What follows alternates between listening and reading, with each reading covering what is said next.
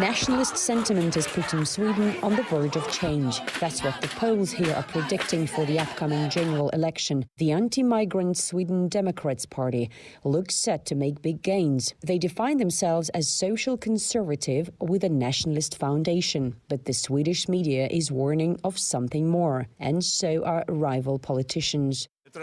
It is a racist party with Nazi roots. That's what I've always said. The Sweden Democrats deny accusations they are racist and say their focus is on smart immigration policy. This is like an old way of trying to scare people off from voting for us. Sweden is extreme in a European sense. Our policies are not extreme.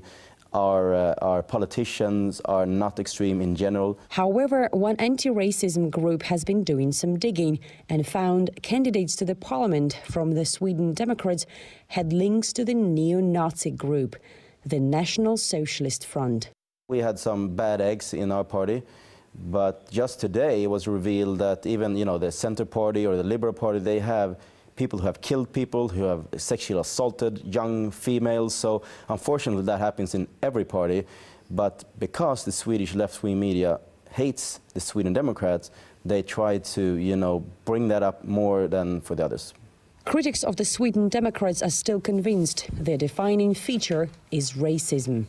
The central point for them, the central goal is to keep Sweden white. That's the idea. These people that came from skinheads, Nazi, white power organizations during the 19th, they are now the second largest party in Sweden. Yet there are way more radical voices in Sweden's far-right camp, Alternative for Sweden, formed by those expelled from the Sweden Democrats for being too extreme. Let's say that the Sweden Democrats, they were quite good, but they are getting more and more liberal, more and more politically correct, and they are not the ones to save Sweden today. So we had to create a new party, a tougher party, which is not politically correct, a party which dares to speak out about repatriation because it's the only solution to Sweden's problems. We gave the immigrants everything in this country. We have tested everything, and Sweden is today a country in a real mess. Alternative for Sweden's chances of claiming a seat in the parliament are slim, but not as slim as the Nordic resistance movement, who basically present themselves as Hitler's soldiers.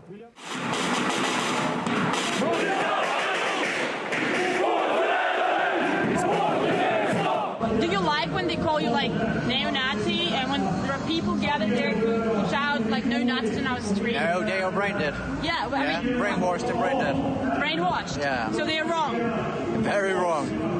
What is your opinion on Nazis? They were great. What? They were great. Nazis were great? Adolf Hitler is our greatest leader. Oh, really? And you just, I just asked you, I mean, Yes. Is that correct to call you Nazi? And you said no. No, National Socialist. The number of their supporters hardly more than 2,000 or 3,000. Significantly more people are counter-protesting. Nils Littorin from the country's Communist Party thinks the threat posed by Swedish Nazis is very much exaggerated, but that they have a really good media strategy. When politicians gather and they would go there and threaten people and make a lot of noise and being really tough and dangerous and look really scary, and the media will write about this, but I mean there are not so many, these people. They can be a real threat to individuals, but on a societal level they are nothing. A former Swedish police officer with Afghan origin, Mustafa Bansheri, quit his job to help migrants like himself integrate. He's known as a voice of reason in Sweden and believes Nazism is getting too much attention, but offered a different explanation for that.